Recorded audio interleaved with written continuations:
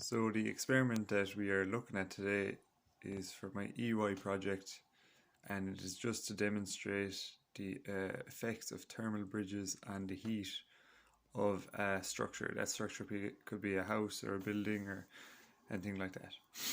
So what we have to represent the structure is the cup. So this is just a glass cup here. This outside of it here represents the structure. What's inside is just boiling water. That represents the heat that's inside the structure, and these are just cubes of ice. These are going to show us the cold air that's leaving the structure. So we start off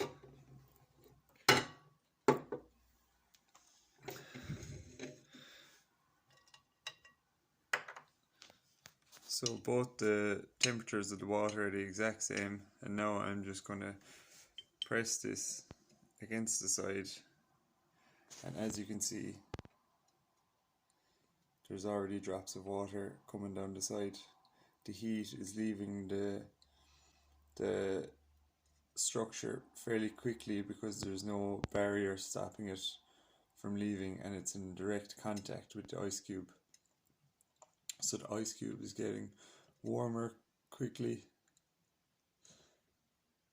and as you can see there's quite a lot of water coming off the ice cube.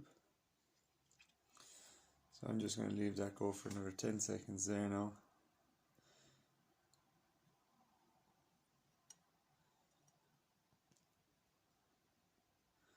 As you can see, quite a lot of water coming off the ice cube.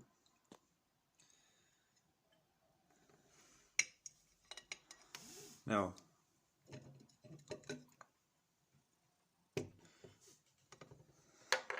what I've done here now as the second part of this experiment is I've got the same cup, same water, but just wrapped it in a layer of, this is just a scarf, but this could be a layer of anything.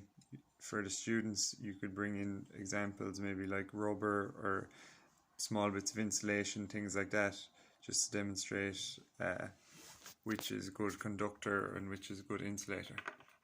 So same thing, I'm just going to press the ice cube against the insulated cup, and as you can see here, much different outcome. The ice cube doesn't seem to be melting at all, although the heat of the cup stays the same. A completely different outcome just because there is a layer of insulation protecting the structure. This will have an effect, as it will, if we had a thermometer, we could see that the temperature of the water on this cup would be a lot lower than on this cup, as the heat isn't being transferred to the exterior of the cup as fast. So as you can see here, only 1 or 2 drops coming off this ice cube, and there are a lot better insulators than just this, but this is just an example. In the classroom, like I said, you could use anything. You could use metal as an example of a bad or a conductor rather than an insulator. Alright, so that is my experiment for my active learning. Thank you.